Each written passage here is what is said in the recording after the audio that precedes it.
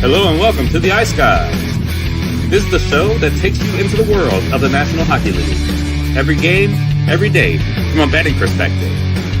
With pro sports handicappers, Ian Cameron, Alex B. Smith, and various guests from the world of hockey and sports betting. And now, here's your host, Ian Cameron. Welcome to the Ice Guys, Friday, June the 6th. Ian Cameron and Alex B. Smith with you. We've reached that time of the season where we're not on every day anymore, and that tells you we're closing in on the end of the NHL season as we motor along here in the Stanley Cup Final. We've got Game 2 tonight between the Florida Panthers and the Edmonton Oilers, and certainly we will break that game down to every degree, sides, totals, props, you name it, and we'll certainly get to that in a few moments. But first, I'm just going to play the bumper now because we've got show breaking news. We've got NHL breaking news. So we got a lot to talk about before we even get back into recapping Game 1 and looking ahead to Game 2 of the Stanley Cup Final. So let's roll. We got some breaking news to discuss. This is breaking news from the Ice Guys.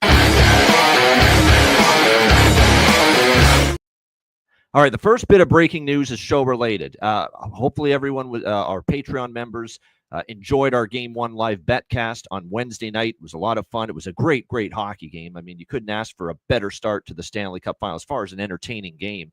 Ebb and flow, back and forth, a lot of pace, a lot of excitement. Hits, physicality, goals, saves. I mean, it was just an up and down pace. I mean, it was just a great first game of the series. Hopefully the rest of the series is that good as well. But we want to make mention to everyone right now that we do have 2 betcasts coming your way next week as the Stanley Cup Final continues. We've got our Game 3 betcast coming up on Monday, June the 9th. And that betcast Monday night, June the 9th at 8 p.m. Eastern for Game 3 will be a free betcast. That will be our monthly designated free betcast for the month of June. The last free betcast of the Ice Guys season. That will be for Monday night for Game 3 of the Stanley Cup Final between the Panthers and the Oilers. And then we will also be with you on Thursday night, June the 12th for the Game 4 betcast, and that one will be Patreon exclusive. So there you see it on the screen right now. We're going to have 2 live betcasts next week for the Stanley Cup Final. Game 3, free-for-all betcast, 8 p.m. Eastern on Monday, June the 9th for Game 3 of this series as the scene will shift back to Sunrise, Florida for Game 3 on Monday night. Actually, both games in Florida. Thursday night, June the 12th, Game 4, Patreon exclusive. They might be our last 2 betcasts. We're going to have to wait and evaluate, see where this series stands at the end of next week.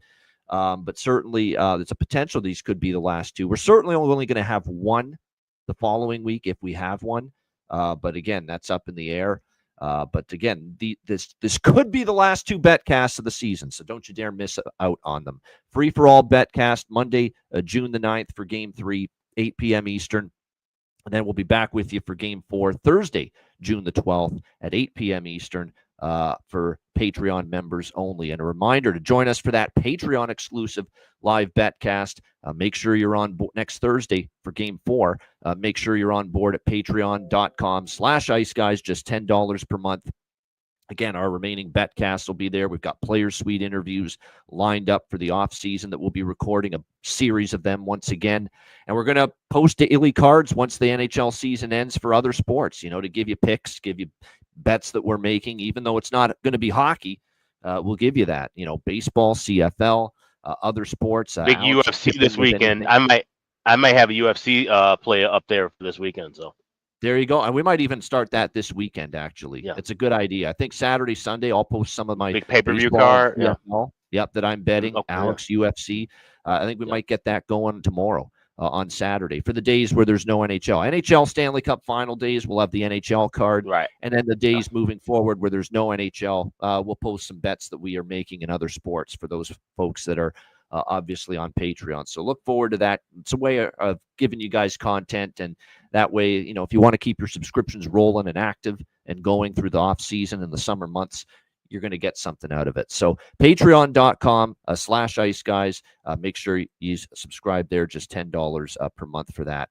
All right, the other breaking news is all NHL related. We'll start with obviously the biggest breaking news, and it's the most recent piece of breaking news. And once we saw this drag on all week long, and there was not much coming out of the Dallas Stars camp as to what was going on, but we know there were decisions and discussions being made. I'm sure ownership and Jim Nill and the management group about what to do involving Peter DeBoer. The longer it went, the more I thought it's not looking good for Peter DeBoer. And sure enough, of course, the decision was announced this morning that Peter DeBoer fired as head coach of the Dallas Stars. I can't say I'm shocked. I can't say I'm shocked because of how the season ended, how Game 5 ended, and really what became pretty well known. If you read what a lot of the people close to the Dallas Stars were saying, there was a lot of disappointment, anger, frustration, and quite frankly, Dallas Stars players upset with Peter DeBoer's handling of Game 5 and everything that he said after Game 5, and all of it regarding, of course, the controversial pulling of Jake Ottinger in Game 5 of that Edmonton Oilers series. And that, I think, ended up being his downfall. It's a guy that's had great success. It's a guy that's gotten the Dallas Stars to the Western Conference Final 3 straight years, and he's one hell of a coach. There's no denying that. I mean, this guy's been in the playoffs almost every year, going back to when he was with New Jersey, remember, his first NHL head coaching job, and took them to the Stanley Cup Final. But he hasn't been back to the Stanley Cup Final since. It's been West Final as the ceiling for Peter DeBoer in San Jose, Vegas. Actually, 1 year in the Stanley Cup Final. San Jose last time. Pittsburgh. Yeah, so two times to the Stanley Cup Final. So he's really had a hell of a run. 2 Stanley Cup Final appearances and a bunch of conference finals, but just unable to get over that hump and get that take that last step. And get the final step in the journey has been the stumbling block for Peter DeBoer. And of course, a lot of conference finals with San Jose, with Vegas, and here with Dallas, but unable to get over that up. Did a great job, great seasons. But when you pull a goalie that the team is committed to long term, which Dallas has, he's one of the best goalies in the sport. I don't care what you think of how he played in the playoffs this year. He is still one of the best goalies in the sport, and I think he still had a pretty good overall playoffs. Did he get outplayed by Skinner? Yeah. He did. But at the same point in time, there's a lot more issues to Dallas's inability to win that series than fucking Jake Ottinger. There's no denying that whatsoever. Putting the puck in the net would have been a nice thing, a good start. And when you're only scoring 2 goals at most in the majority of these games down the stretch of the series, you're going to have a hard time, winning games. Offense dried up at the wrong time. And obviously Edmonton was able to have success on special teams throughout that series, especially as it went on. But at the end of the day, look, it's not just it's not I think it's more so about what happened after Game 5 than just him pulling Jake Ottinger. It was him saying, Peter DeBoer saying after Game 5, and we talked about this already, Jake's lost 6 of the last 7 games to this Edmonton Oilers team. And that's where Peter DeBoer probably made a mistake and probably would want that one back. And even Jim Nill in the press conference earlier kind of said Pete probably has some things that he's even knows now probably would have wanted to do a little bit differently, say things a little bit differently. And him singling out Jake Ottinger for 6 of the last 7 games that they've lost to the Edmonton Oilers in the playoffs going back to last year, it's just not the appropriate thing to say, in my opinion. Peter, my goodness, how about saying the Dallas Stars have lost 6 of the last 7 games to the Edmonton Oilers? I mean, it's a team sport after all. And, that's just was not the correct, appropriate thing to say at that moment. And the decision to pull Jake Ottinger is one thing. It's what he said after. It's not speaking directly to Jake Ottinger between Game 5 and Saturday's media availability after the season ended. Not arranging for a call or some kind of one-on-one discussion to air it out, what happened in Game 5. That was a mistake, I think, on Pete DeBoer's part. And then, of course, the players, with a lot of the comments from players in the exit interviews were that they did not like the way their coach handled things. And when you start to have the players criticizing the coach and the way things have been handled, you wonder if they can coexist moving forward. And I think it forced Jim Nill's hand, to make the coaching change that he did. So it's an unfortunate ending to an otherwise really strong tenure in Dallas for Peter DeBoer there. And I'm sure he is not going to have to wait long to get his next head coaching opportunity. He will definitely get one. It's just crazy, Alex, how similar this quick, like it just turned just like that with Peter DeBoer in Dallas, where a few weeks ago we're praising him and the team and the great job they're doing. And then Western Conference final, 5-game series loss later. And here we are, the Dallas Stars looking for a new head coach. Very similar to how it ended in Vegas. Similar with the goaltender, how it ended in Vegas with Peter DeBoer and Marc-Andre Fleury, where he kind of threw Marc-Andre Fleury a little bit under the bus for Vegas, falling short. And of course, the agent of Marc-Andre Fleury, Alan Walsh, with the tweet that went viral that year in the playoffs with the sword through Marc-Andre Fleury's back, and the sword had the word DeBoer on it. So, just an unfortunate ending. He'll find another gig. He's still an excellent coach. Yeah, that's true. Jonathan beats up his goalies. And sometimes, too, he's from what I read, there was a great article. Sometimes he's not easily accepting criticism on himself. That's something that sometimes gets Pete a little bit, too, where he's got a lot of yes men on his coaching staff, like guys that are going to agree with him and not as many that may disagree with him at times. And that you need that. You need contrasting opinions sometimes, on a coaching staff. You need someone to tell you, well, hold on now, Pete, I think we should do things this way instead. What do you think? And sometimes if you have too many guys that are going to just toe the line and agree to everything you say, it's not always going to be the right way, but right way to go about it. But it was still a great tenure. But when the players are vocal in their exit interviews that they didn't love the way the coach handled things, it's very difficult for them to move forward together. And as a result, that's where we're at now. Dallas has a lot to, and plus the contract situation's part of it. That's true. DeBoer with 1 year left. I think, he would have been a lame duck coach if they had not extended him this offseason. So they just decided, let's make a clean break right now. The players have voiced their frustration and their feelings. Let's make the coaching change right now. As far as that's concerned. And there's a lot of good candidates out there. I am hoping, and I think Jim Nill's a smart guy. I can't see him going down the recycled dinosaur coaching route. I can't see him bringing in Gerard Gallant. I can't see him bringing in Peter Laviolette. I can't see him bringing in John Tortorella. I can't see him going down that route. I think he is going to bring in a younger, fresher, new voice. I know the Robinsons and me and Alex were talking about this. Neil Graham has done a phenomenal job with the Texas Stars. They're in the conference finals right now. I know they're down 3-1 right now to Abbotsford, so they're in trouble. But still, he's done a great job overall coaching the Texas Stars. And a lot of those players that are with Dallas now, he coached and developed in Texas. And a lot of the players that are in Texas now probably will eventually be with the Dallas Stars, like a Matej Blumel, like a Justin putting on the Ritz, Justin Ritzkovian. He's going to be up there with the Dallas Stars at some point. So why not give Neil Graham that opportunity, maybe, and elevate him from the AHL club to the NHL parent club, the Dallas Stars? This is what Toronto did years ago with Sheldon Keefe. Remember, they just elevated Sheldon Keefe from the Toronto Marlies to the Toronto Maple Leafs after they fired Mike Babcock. So it's definitely something that they could go with, Dallas Stars. I like that move. I think Todd Nelson's a very good candidate. This guy's done an amazing job with the Hershey Bears the last few years, also a current American Hockey League head coach. I think his name is rightfully in the running for the Dallas Stars as well. He's someone I'd certainly consider. Mitch Love is one of the hot up-and-coming assistant coaches that a lot of people have talked about, maybe getting an NHL head coaching opportunity soon.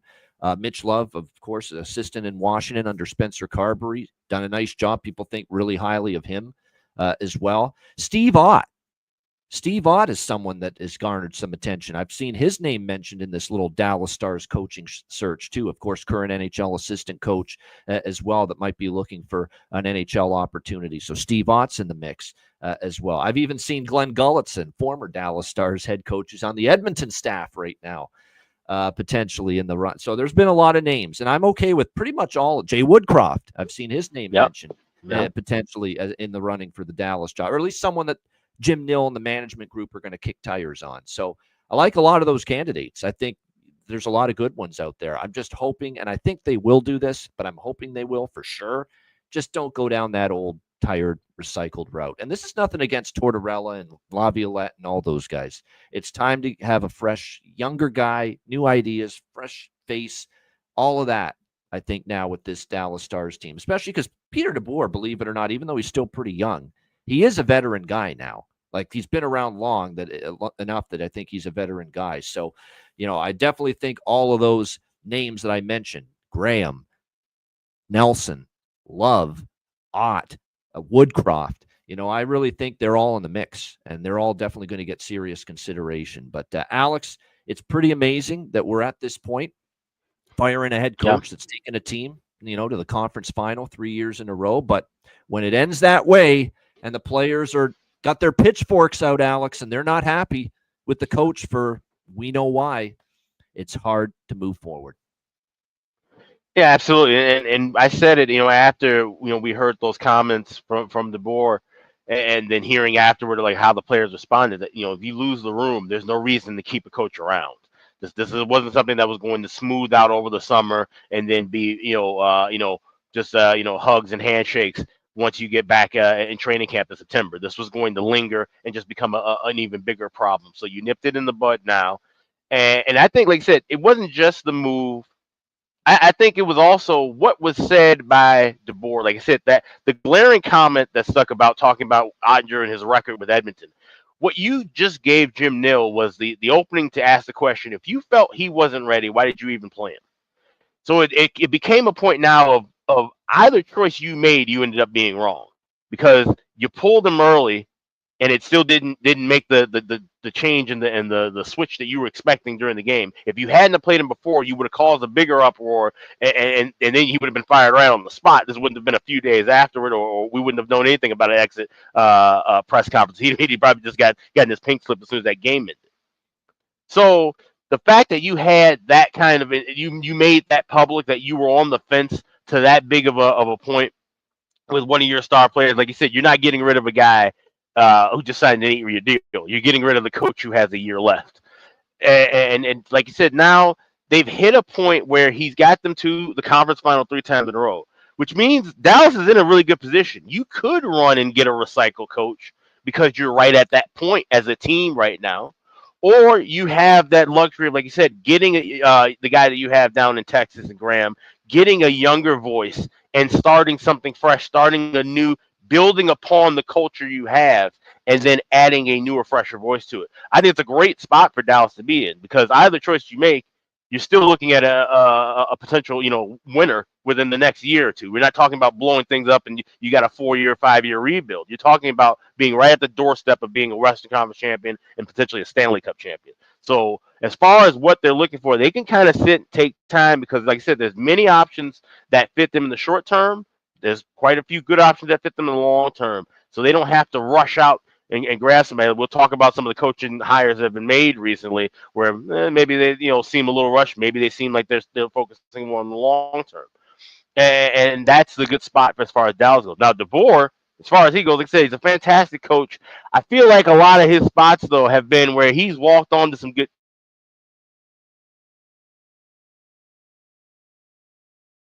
I think we lost Alex. Like we talked about. There we go. We got him back.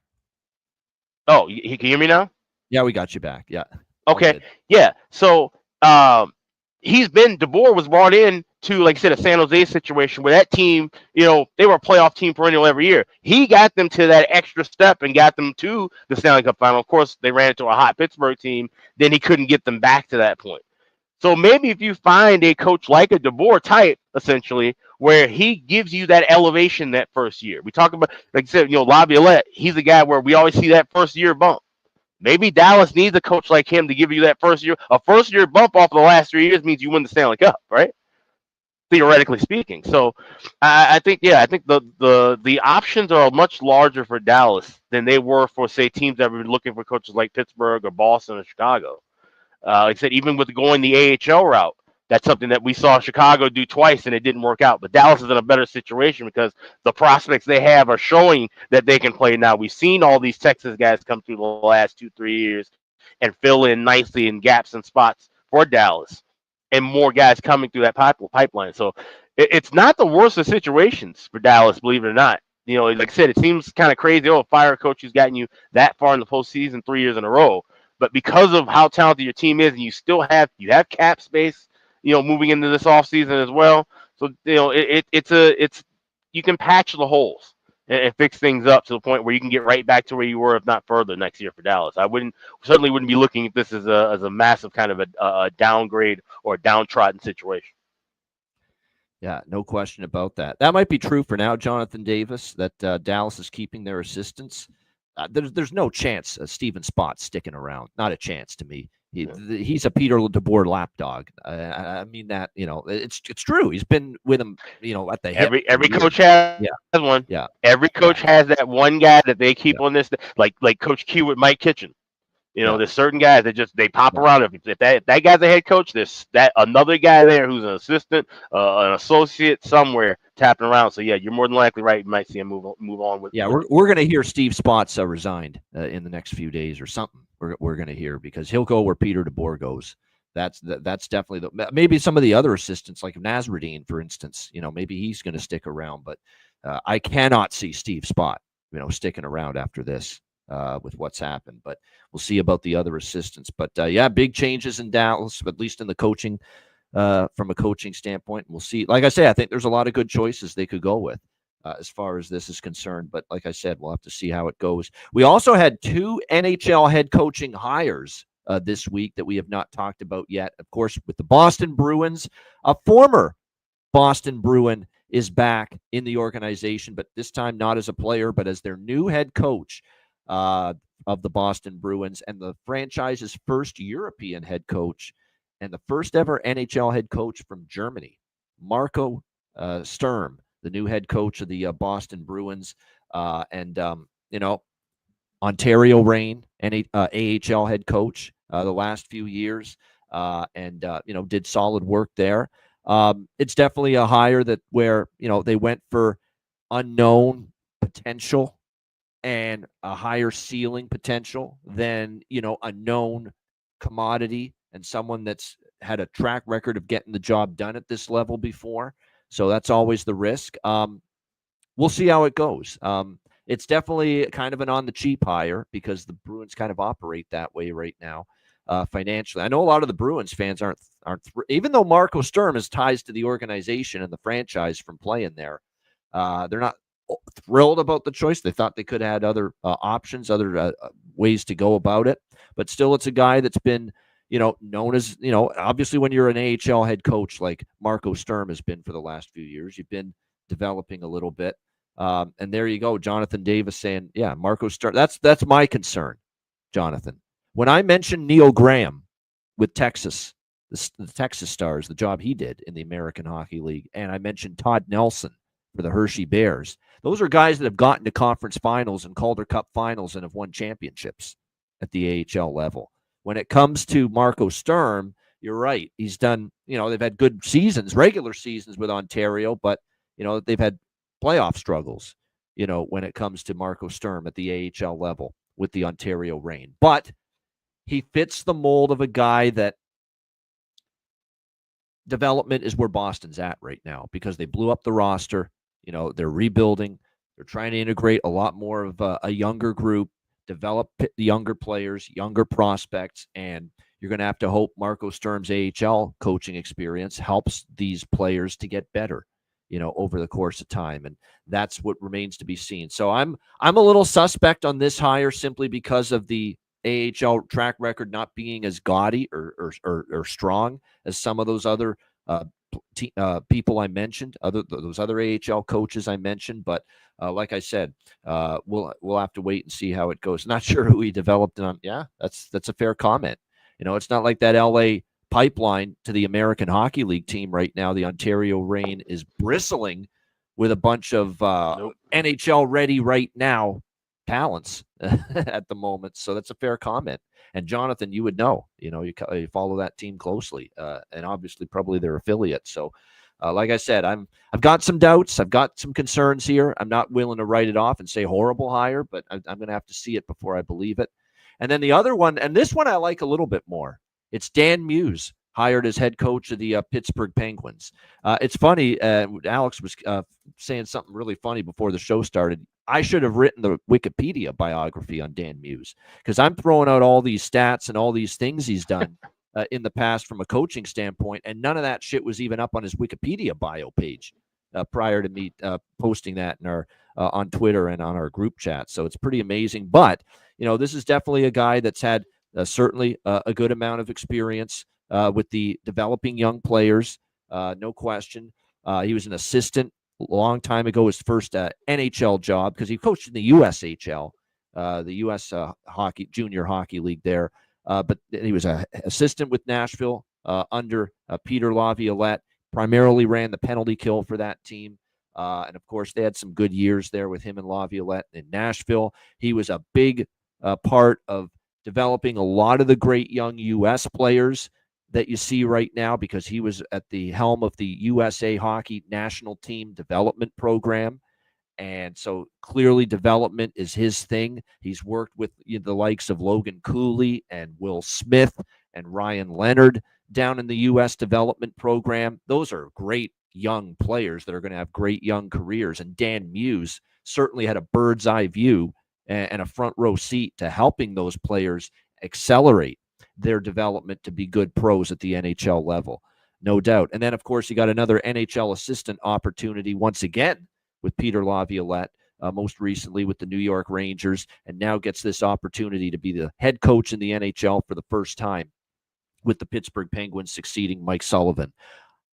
I'm willing to give this a mild thumbs up right now. I think it's a nice fit because of where Pittsburgh's at. They're in rebuild mode. They're going to start, filling in, I'm sure, a lot of the picks now. Not that they have a ton, but you need to develop players. Development is key. You don't have a ton of big-time draft capital and prospects, surefire big-time prospects in your system right now. So if you're going to work with a bunch of young players that weren't picked, first, second, third, fourth overall, or you haven't been drafting all that well for years and years and years because you've been a contender, you haven't been drafting, that highly, you need a coach that can develop and get the absolute most out of every player in the organization. Yep. Dan Muse has showed a track record of that. So that's why I think it's a nice fit. And we're gonna find out how great those development chops are for Dan Muse, because you're right. This is not an organization littered with high-end prospects right now, left and right. There is no question about it. So we are going to find out just how great a developer Dan Muse is from a coaching standpoint, and develop a lot of these players in this Pittsburgh Penguins organization. But certainly has a good track record of it in the past, working with a lot of the players I mentioned. Like when you work with a Will Smith, Ryan Leonard and company, those are really good high-end players. And we'll see now what he can do with this Pittsburgh team. I like it. And certainly there's people that are very well connected in the NHL world saying that he's one heck of a development coach. And it's definitely something that the Pittsburgh Penguins need right now. Now, I know they still have a lot of the old war horses on this team, Crosby, Malkin, and Letang. Seems like we're never going to get rid of those guys. So how, a coach like that fits with them might be a bit of a different story. But I think it's still a coach that for the long-term vision of the Penguins, which is kind of, go the other way, bottom out. Let's start to fill up our prospect system, our pipeline, accumulate draft picks, rebuild for the future. Dan Muse is a good guy to get that process started as far as the new voice and head coach of the Pittsburgh Penguins. So I like it. I'm willing to give it a chance. I'd certainly like it more than hire. You cannot bring in some old veteran retread in a situation like this. That would have been just absolutely not there. brutal No. for the Pittsburgh Penguins to do that. So yeah, we've shit on Kyle Dubas a lot and said a lot of criticism about him, but let's give him some applause when he deserves it. And I think he deserves it for this hire. I do like it with Dan Muse. Alex, your thoughts on the two new head coaches this week in Boston and Pittsburgh?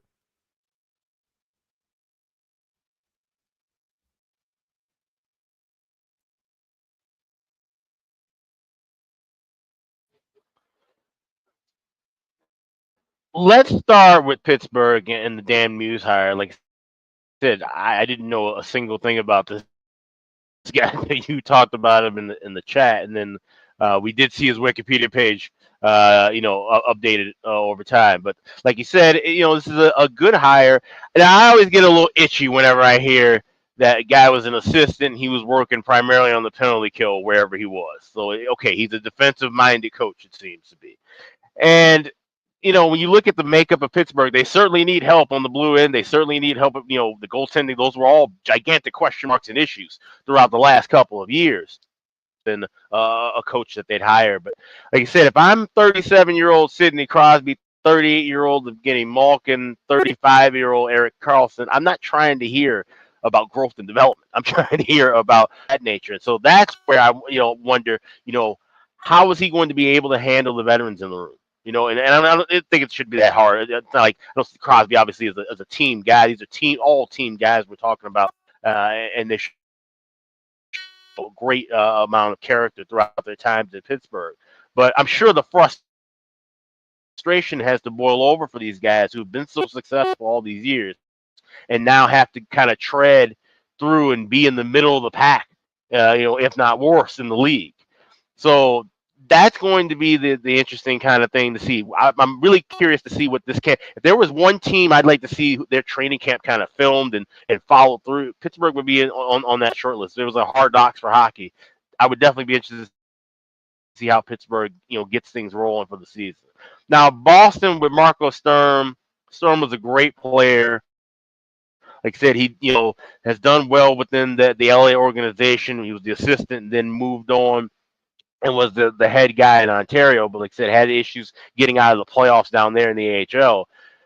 You kind of wonder if this may just be a babysitting gig for him. Like I said, they're going to go through this big rebuild in Boston. You're going to probably start, shipping guys out covered in Providence that's been kind of empty for a while. I don't think he's really going to be graded too heavily, if he does well or if they do poorly, because there's a bigger goal in mind in Boston. So I wouldn't look too deep into what happens with Sturm's tenure.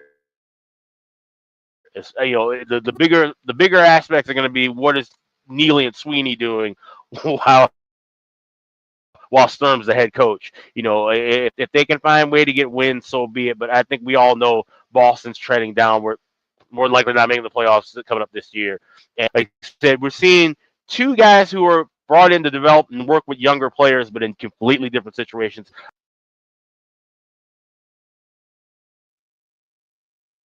All right, you and I are on the same page there. Definitely, I think Muse is a hire I like a little bit more, at least at the onset, than Marco Sturm.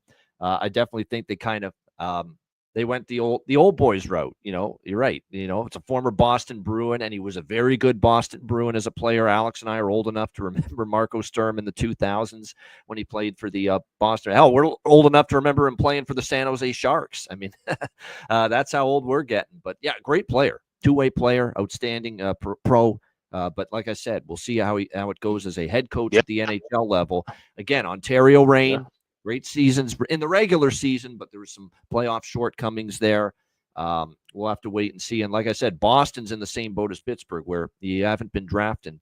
Well, Boston's drafted horrifically for the most part the last decade, even when they've had some pretty good draft picks in the as far as their positioning is concerned in the NHL draft. They haven't exactly made the right choices. So, like I said, we'll have to wait and see. But interesting to see how it goes moving forward with both Dan Muse with Pittsburgh and Marco Sturm with the Boston Bruins. It will also be interesting to see how the Stanley Cup Final goes following Game 1, where the Edmonton Oilers, what a win for them. And quite honestly, if you factor in the third period and the overtime, and really the first period, because we were talking about this on the BetCast, it's unfortunate Edmonton was down 2-1 after the first period. They had a really good start. They had the majority of the chances, and it seemed like they got into that penalty trouble. They challenged the Florida goal that tied it, courtesy of Sam Bennett. It was a challenge that Chris Knobloch and the Oilers lost. It put Florida right back on the power play, and they scored again. Florida really took advantage of that opportunity. And obviously, they were able to get the lead 2-1, even though I thought Edmonton played one hell of a first period. They got the first goal very early from Leon Draisaitl in the first minute or so of the opening period of Game 1. I thought Florida did play a really good second period. The second period was Florida's best period, no question. And I think that period, you can argue, was, I think a really good period for them, even though, of course, that period ended with Florida having the 3-2 lead. going into the second period. Both teams exchanged goals in that second period. And then in the third period in overtime, though, it was definitely the ice tilted in favor of the Oilers. They heavily outplayed Florida in the third period and in overtime. And it was really a bunch of chances that Edmonton missed on. And then in overtime, look, I thought Florida early in overtime had some real good chances. And then once we got 5-6 minutes into overtime, Edmonton was really starting to carry the play, had majority of the best looks. Bobrovsky stood tall. He made a couple of just phenomenal saves. One of them, I think, was on a partial breakaway, too. He had a couple of those real high danger chances he had to make a save on in overtime. And then, of course, the ill-timed, just unfortunate, delay a game penalty to Tomáš Nosek there in overtime. And that gave Edmonton the opportunity to win it with the power play, and they did. And you look at the Ekholm goal that tied it, and the Draisaitl goal, his second of the game that won it in overtime. It took precise, precision, offensive execution to win and score those goals from McDavid. McDavid's saucer pass to Ekholm to tie it, and then to Draisaitl to win it in overtime on the power play. You couldn't have made a better saucer pass than that.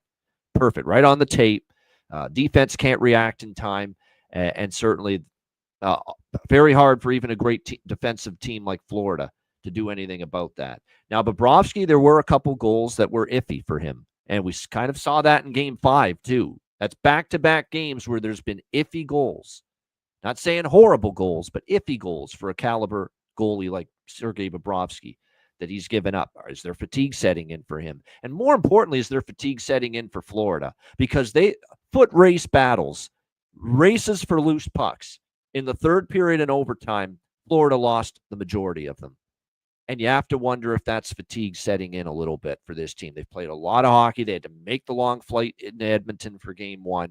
They looked a little gassed. I got to call it like I saw it in that Game 1. They looked a little bit, running on fumes, dead legs a little bit. The Florida Panthers, third period and overtime. And don't forget the pace and that Edmonton always plays with, especially in that building. It did look like it kind of wore them down in the third period and in overtime. Now, can Florida respond, regroup, refuel the gas tank, and get that energy level back up again? Because their energy level looked low in the third period and in overtime. Edmonton looked like they were starting to skate in waves and circles around them a little bit. Can Florida tilt it back in their favor going into Game 2? But certainly, it felt, Alex, like Edmonton in overtime, with the way they were playing too, especially in the third and the overtime, really controlling things. If they had lost that game, it would have been a huge kick in the gut.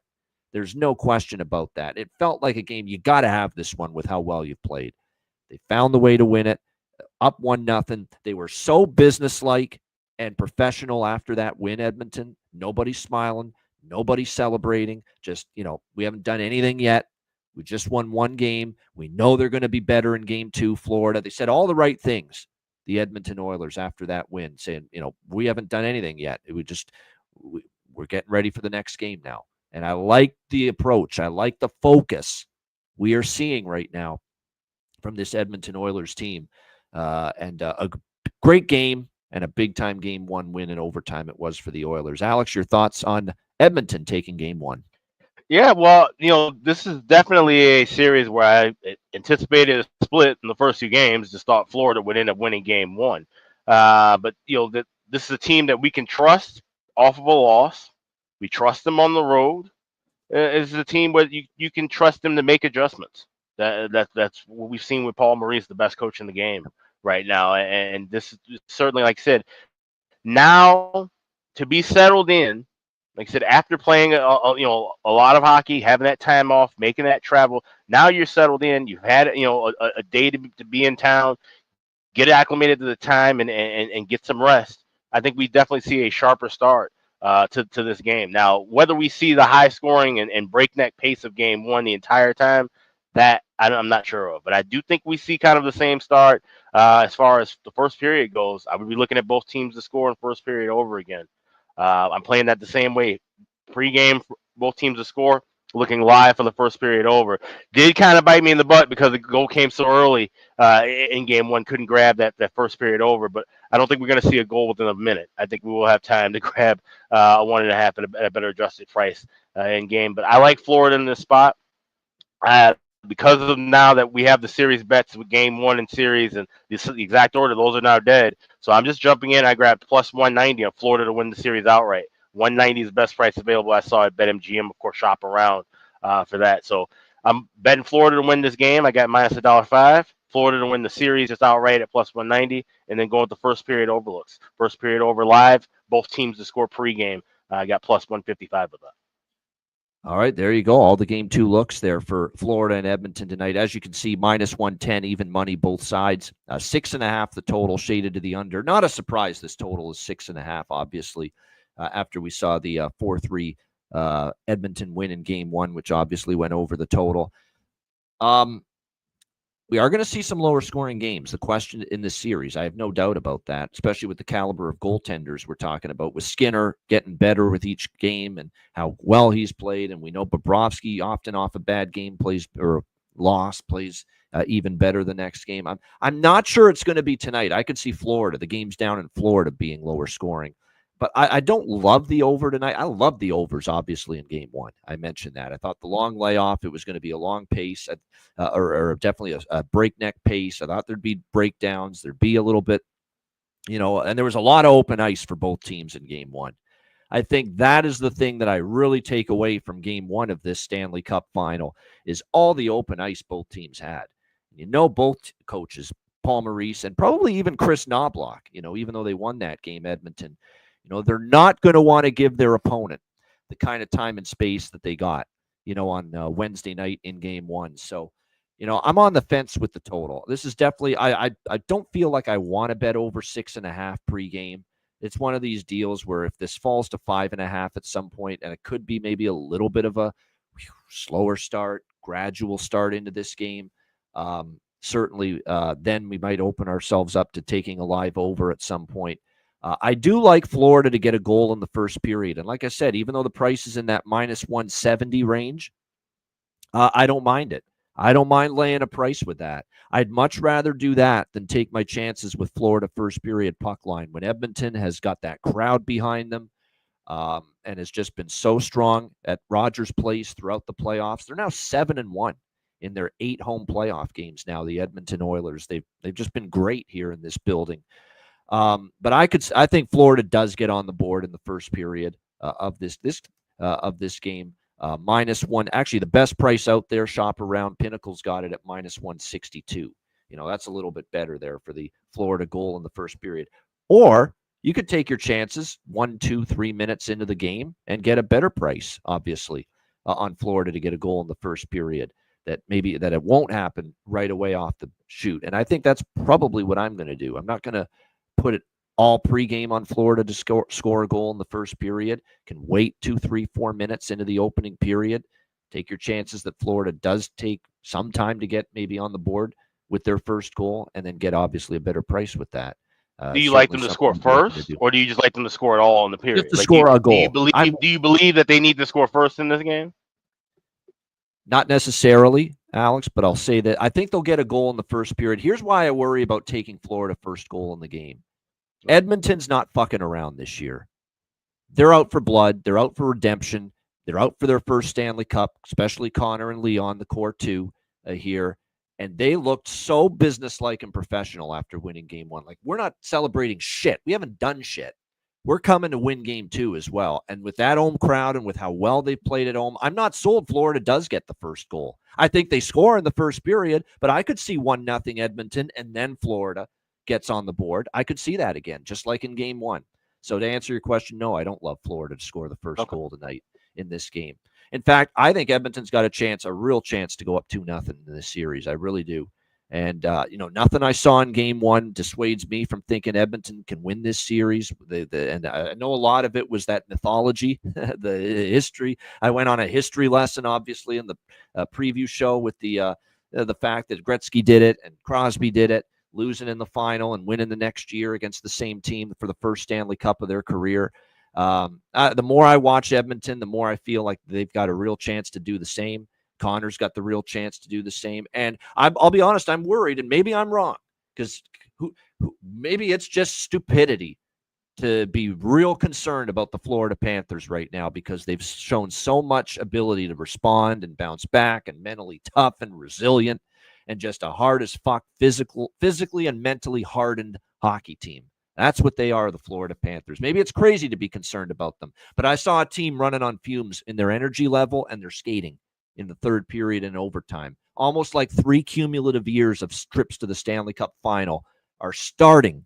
You're starting to see the warts of it and the body blows adding up and just the mileage on the body and the legs and the gas tank adding up for Florida. Because I'm telling you what, in the third period and overtime, you go back and you look at every battle for a loose puck. There was a puck just sitting there waiting to be taken. Edmonton was winning those battles 9 times out of 10. And that was foot race situations and just a team with either Edmonton has more speed than Florida, and maybe they do.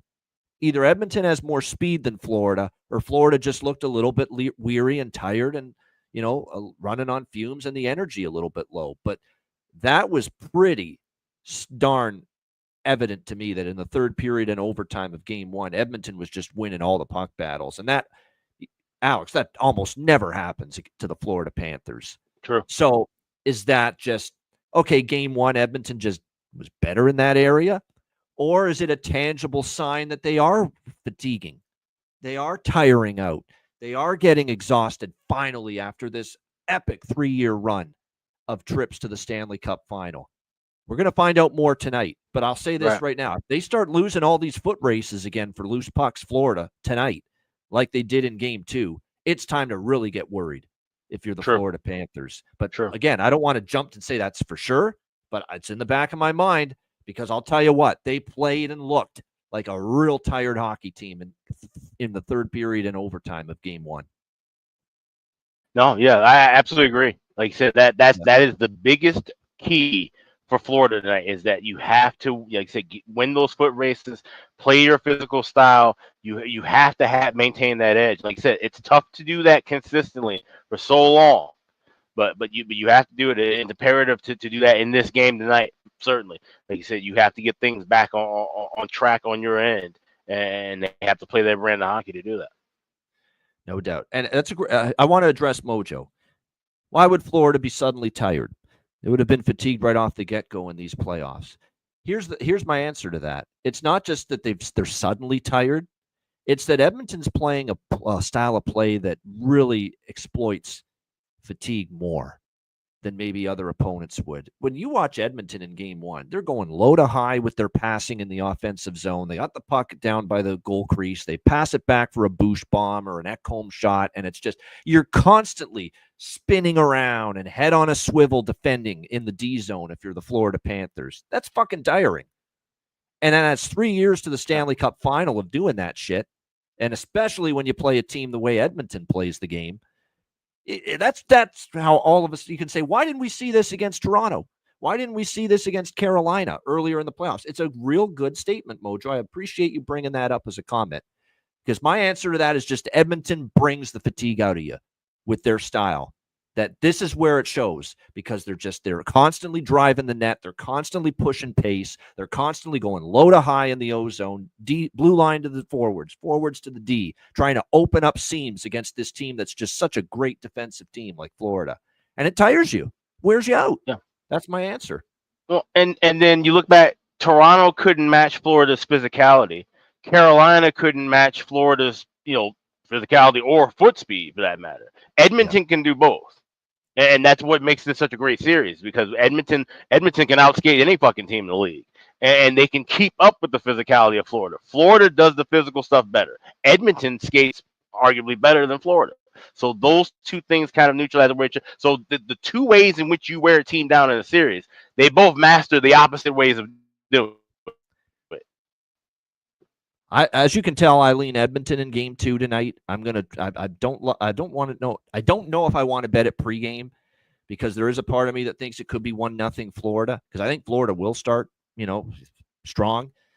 But Edmonton, I think, does too. And it's just I'm going to take my roll the dice that maybe Florida gets up 1-0. And if they do, then I'll definitely jump in on Edmonton at plus money at a better price. I don't know if I want to take them right now at minus 110, but leaning that way. I like Florida to get a goal in the first period. I am going to take the Edmonton team total pregame, though.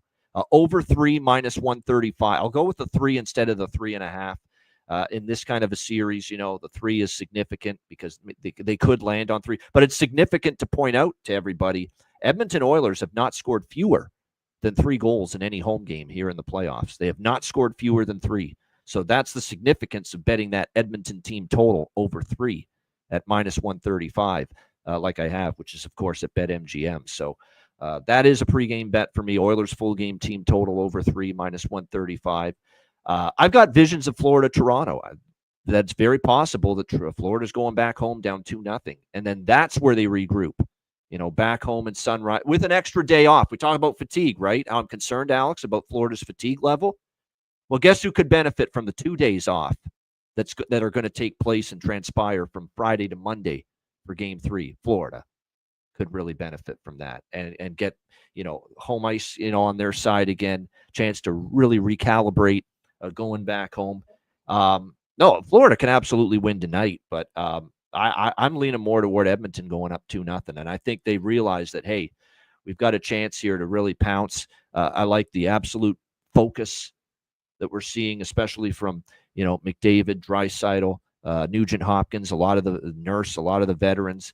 But like I said, I'm going to take my chances rather than just jump on Edmonton money line right now. Take my chances that they'll be trailing at some point in Game 2 and be able to get plus money. The only Edmonton bet I made pregame, as I mentioned, was that team total over 3. And also I'm on Florida to score in the first period here in that minus 162 range. And I am targeting possibly a live over, but I am definitely not betting at pregame here at 6.5. I will wait to see if we get something better. I do think there's going to be some tighter, lower scoring games in this series. I'm on the fence about whether that will be tonight, but I'm certainly cautious enough of a potential lower scoring game tonight that I don't want to bet over 6.5 pregame. I'll look for something better. As far as props go for this game tonight with Florida and Edmonton, there's definitely some good ones. I want to point out a couple from shots on goal have become almost, I don't want any part of them because of the nonsense of stat corrections and shots being taken away. But Evan Bouchard is ripping the puck right now. And he, I think, is going to, if he's going to play 31, well, obviously overtime affected that, and 7 shots on goal. But a lot of the 7 shots he had in Game 1 were before overtime. So he has been shooting the puck quite a bit.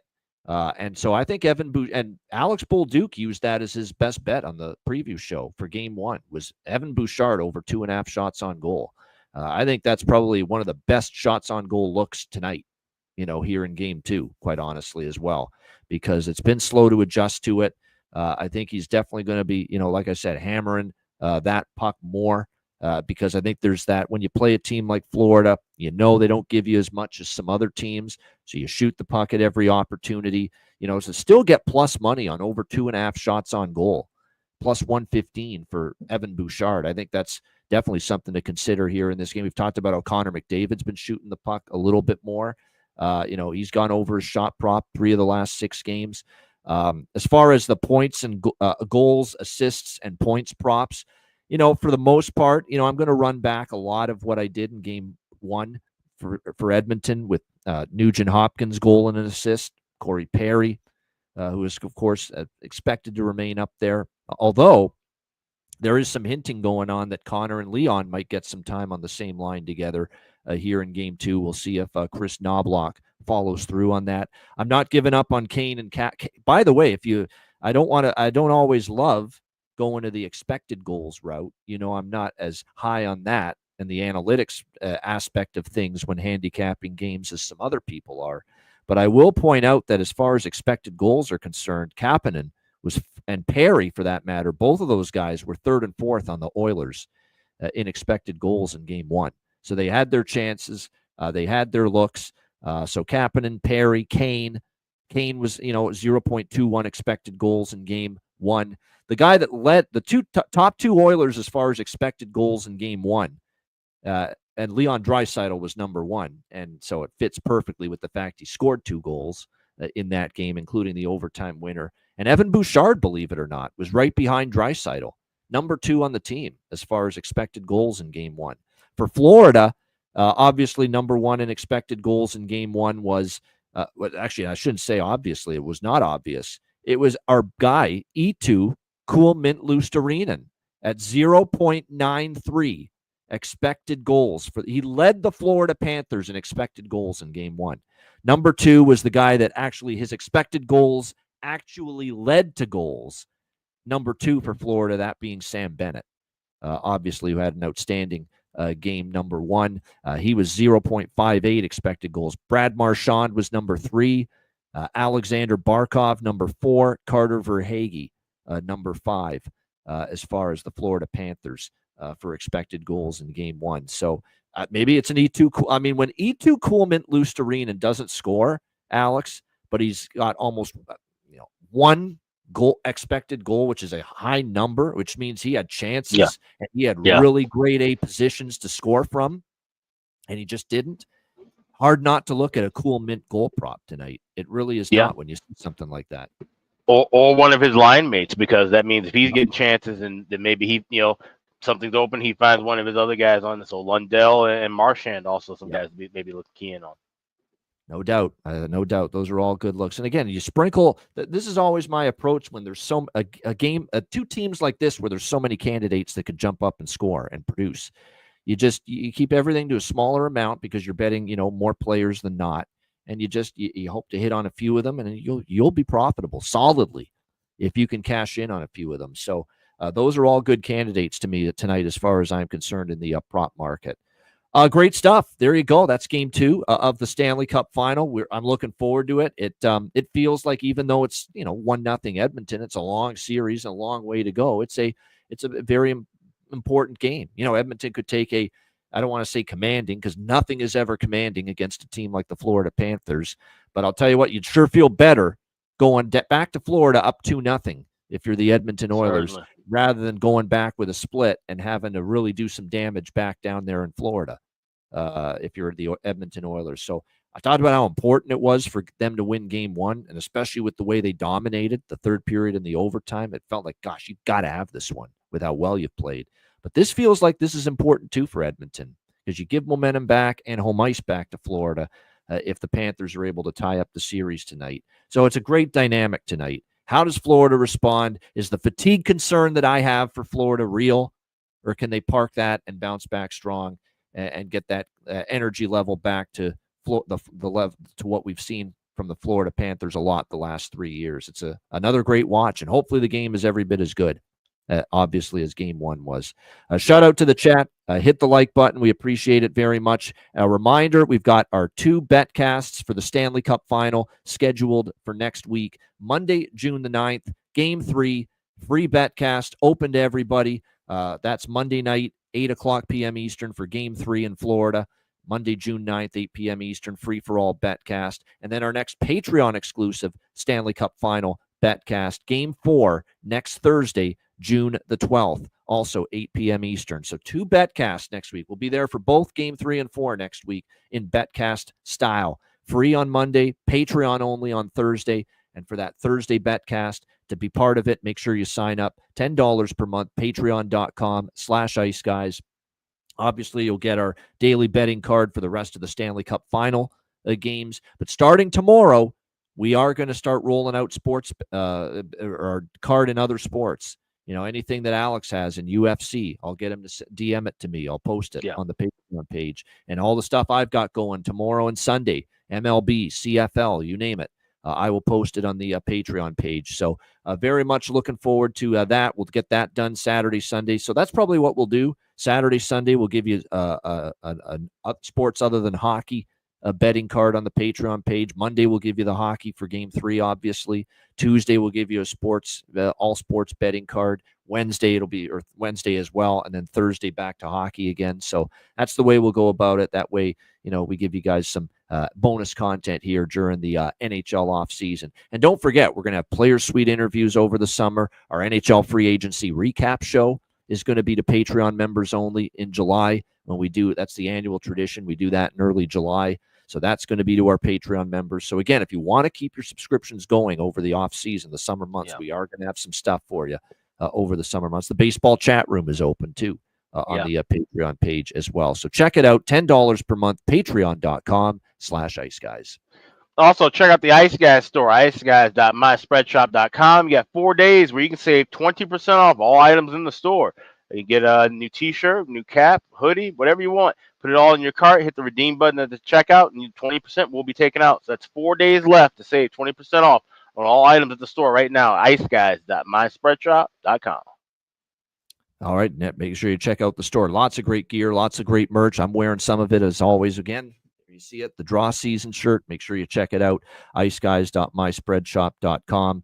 Ekholm block shots is a good one. The block shots has been, sparse, me getting involved in block shots props, but certainly Ekholm does make sense. Ekholm, by the way, has really, helped out this Oilers team. I know they played fine enough and better than expected without him, but you also realize how good he is when you do have him back, and Edmonton's finding that out. Obviously, he's been really solid since coming back into the lineup, no doubt. All right, we got Bargain Bin Special of the night and Best Bets coming up in just a moment, right after we hear from our great Ice Guy sponsors.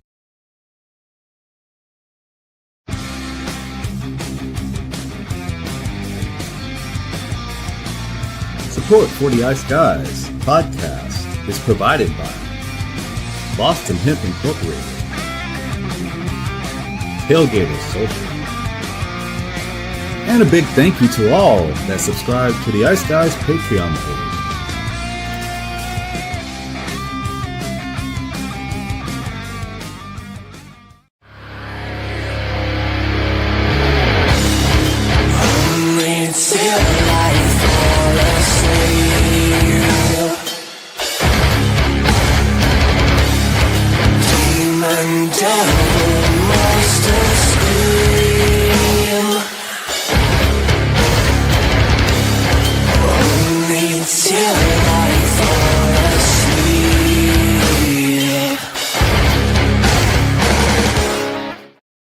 Everyone loves a perfect pair. Bacon and eggs. Thunder and lightning. Mario and Luigi. A hot dog with fries. Ian and Alex B. That's right. Everyone loves a perfect pair. So why not pair up your game nights with Boston Hemp? From exotic flower to concentrates and edible products. You'd be hard-pressed to find a better pairing than Boston Hemp and hockey. Check them out today at bostonhempinc.com. That's bostonhempinc.com. Boston Hemp Incorporated, the official smoke sponsor of the Ice Guys. Void where prohibited by law. Not available outside of the United States. Must be 21 or over to obtain products. Check your local regulations to see if Boston Hemp is available in your area. Hey, Alex, have you checked out the latest with the great trading platform Kalshi? Yes, I have. It's been fantastic. This is one of the first and only federally regulated prediction markets in the U.S. And if you're looking for odds for all kinds of different things, not just what we're talking about, the markets in the Stanley Cup, the NBA Finals, you can trade crypto. You can look for trades within the markets involving entertainment, politics. There's all kinds of different markets you can look for, and you can use the odds over at Kalshi. Time of year to get involved with Kalshi. Certainly if you're a sports fan. Stanley Cup playoffs, NBA playoffs, baseball now underway, with all the different markets to create winning trades. Make sure you're checking out all that Kalshi has to offer.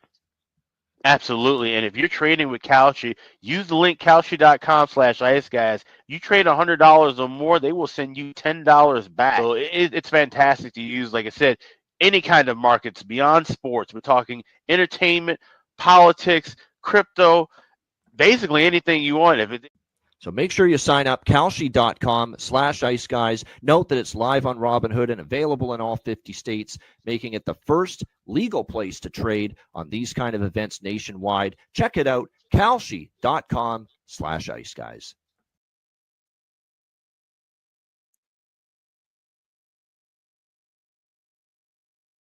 Shout out to all our great sponsors, Boston Hemp Inc., 20% off using the promo code IceGuys at bostonhempinc.com and kalshi.com/IceGuys. Check out that great trading platform, more than just sports.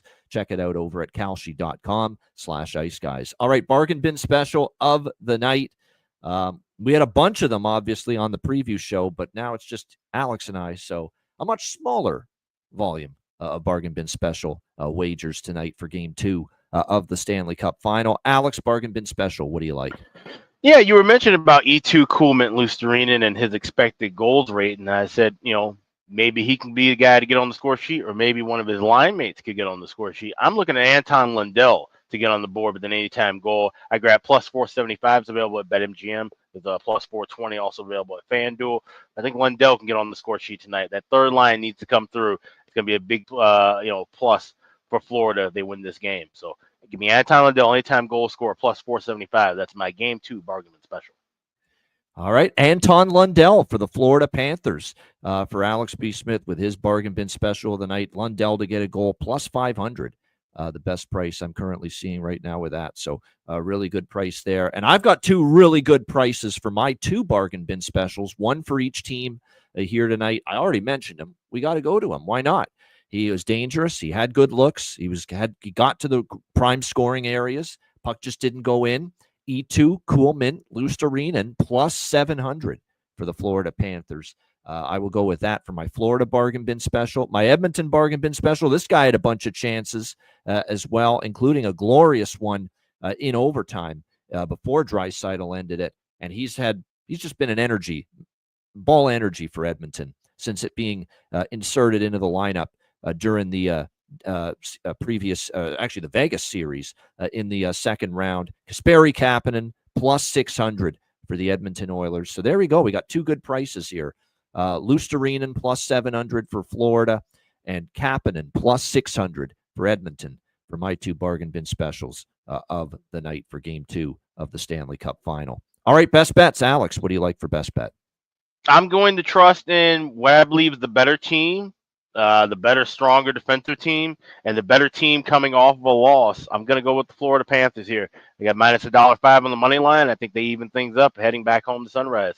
And like I said, now we start to see this series really develop off of what happened in game 1. So Florida Panthers to win game 2. That's my best bet. All right, Florida Panthers. There we go. We got to get the sound in to win game 2 in that minus 105 to minus 110 range for Alex B. Smith with his best bet. I guess you could call this a partial head-to-head best bet for the show today, but I'm going to go with it's definitely the pregame bet that I've got that I like it probably as much as Florida. I don't want to give out a minus 160 for a best bet, but I do really like that Florida first period goal. But I will go with that team total for Edmonton, over 3 minus 135 for my best bet. Again, Edmonton has not scored fewer than 3 in any home playoff game so far, and I will go with that here in this one. So Edmonton team total over 3 minus 135 for my best bet here for game 2 of the Stanley Cup Final. And I want to note about Jonathan Davis and his puck line trend. It finally fell short in game 1.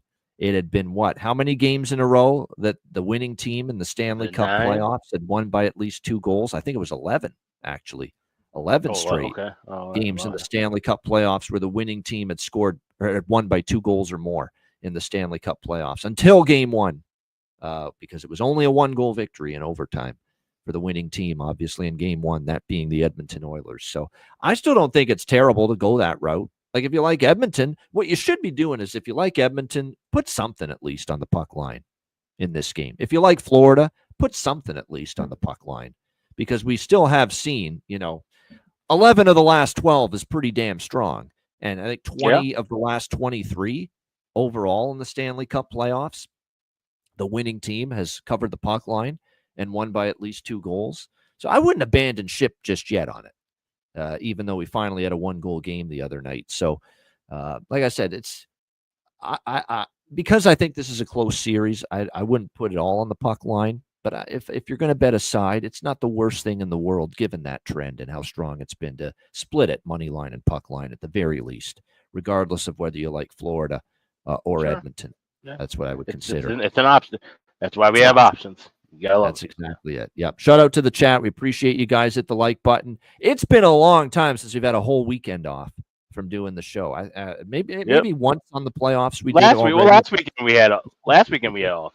Yeah, exactly. Well, 2 weekends in a row now. You're right. But prior to that, it's been a long time. But yeah, we'll be back with you obviously on Monday. It'll be a double header on Monday, 2 p.m. Eastern. Yep.